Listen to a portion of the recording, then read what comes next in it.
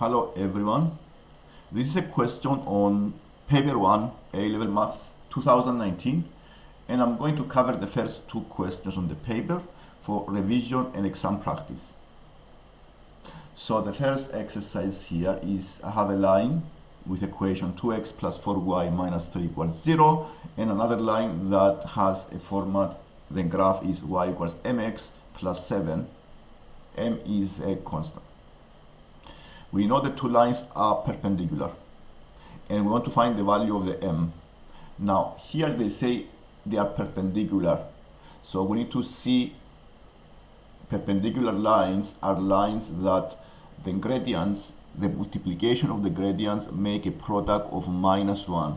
So this is the first thing to notice here. Perpendicular lines have a multiplication of gradients equals -1. So we can use this equation to find the gradient of the other line, the second line, because I already know and I can find the gradient of the first line.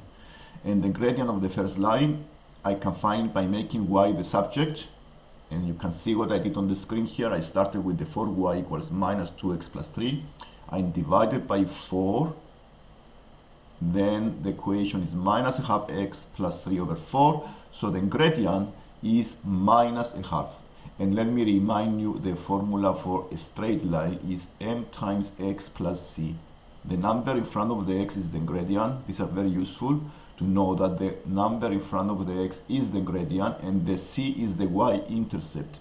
So here the number in front of the x is the gradient of the straight line, and the c here is the y-intercept.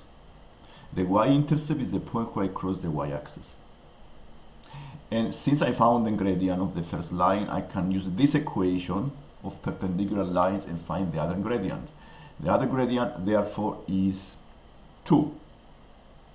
And once I found the equation of the second line, I can go to part B, and the part B asks to find the point of intersection, because this is the point P is the point where the two lines meet. Points of intersections can be solved by simultaneous equations. So given that I found the two equations, I can solve the two equations simultaneously, and this is, I use the method of elimination, and you see my calculation on the screen. 2x minus y equals -7. This is the equation of one of the lines. Actually, the 2x plus 4y minus 3 is the equation of the first line, and the second line is y equals 2x plus 7, which I rearrange in this format. So I put the x and the y in columns because I plan to use elimination and find the other unknown. So by making the x and y in two columns, I subtracted, because I can eliminate the x by subtracting them. I found the minus 5y equals -10. Division by minus 5 give you the value of the y is 2, and substitution, I can find the x coordinate of the point of intersection and then answer the question. So the x is minus 5 over 2.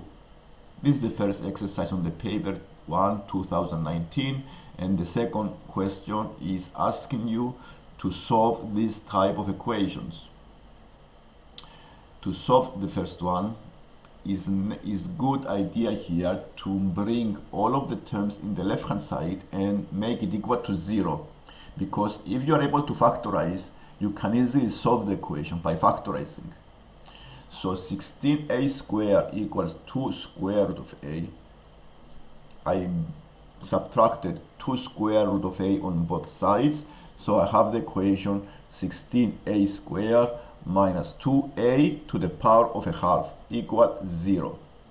Looking at the two terms, I factorized and I took the highest common factor, which is 2a to the power of a half. The highest common factor is a factor that divides both, is the highest factor that divides both of the terms, and this is the 2a to the power of a half. I open the bracket, then I put an 8 and a to the power of 3 over 2. But how do I find these terms? I use the indices rules for powers, because I need to have a power of a squared, and the only number that add to a half to give you 2 is the 3 over 2. That's how I found the power. And let me remind you the rule of indices. The rule of indices says that if I have powers a to the power of b times a to the power of c, I can add the powers b plus c, and I can also do the opposite. Okay, so and then that's how I found the power of 3 over 2. And the a times 2 is the 16. Then I subtracted negative 1 because I have minus 2a to the power of a half, and then equal to 0. Then the two solutions is a equals 0. Found two solutions here. Is the a have to be 0, and also the bracket need to be 0. And the bracket is 0 when the a to the power of 3 over 2 is 1. And dividing by 8, I have a to the power of 3 over 2 equals 1 over 8. And then how do we cancel the power of 3 over 2? Now, let's see how we solve this equation. A to the power of 3 over 2 equals 1 over 8. This is what I did here on the left. I raised both sides to the power of 2 over 3, because 2 over 3 times 3 over 2 give you 1. And therefore, a to the power of 1 is equal to 1 over 8 to the power of 2 over 3. This is a fractional power, and let me remind you again the rules of fractional powers. A fractional power is a root. Okay, so the denominator is the c is the root, and then b is the power. So in this case, I have 2 over 3 is a cubic root of 1 over 8 bracket square. Okay, the c is a root. Because it's a 3, the denominator is a cubic root. And then b is the power. The power, the numerator is the power, so this is a square, it's a bracket squared. Then I found the cubic root of 1 over 8, which give you 1 over 2, and then I square this, and I found the value of the a is 1 over 4. This answers the question. Now, if you try to solve this equation by division of root a, both sides, then you cancel one of the solutions. So it's better to use factorizing, make it equal to 0, and factorize and find the two solutions. So the second part of this question, it gives you b to the power of 4 plus 7b squared minus 18 is equal to 0. And they ask you here to solve this. And this is a type of questions that you can be converted into a quadratic, because if you compare the two powers, one of the power is 2 times the other one is twice the other one. And in this case, you can change this into a quadratic by substitution. So how we do substitution now? To do substitution, we can make the b square to be equal to z. Okay, so if I make the b square into equal to z, then I change this into a quadratic. Then b to the power of 4, it will be z squared, and it's clearly quadratic that can be solved by factorizing or by quadratic formula. I will try to factorize here to find, you may use 9 and negative 2.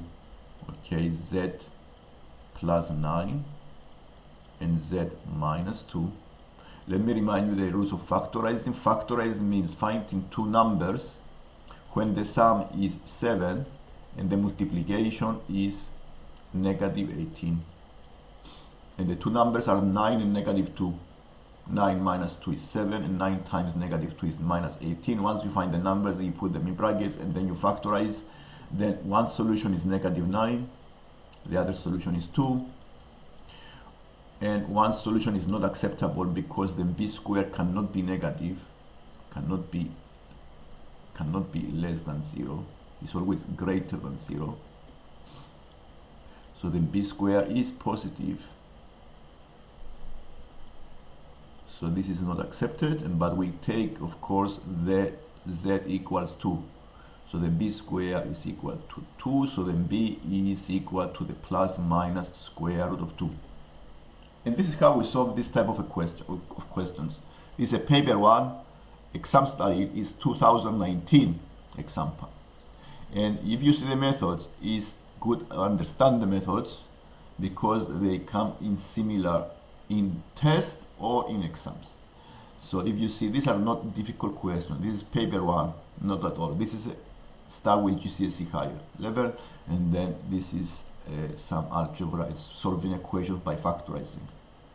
If you like the lesson and you want to see more lessons like this in different topics in A levels or GCSEs or any level, you can subscribe and like the video so you can appear in your search. Thank you for watching. Bye.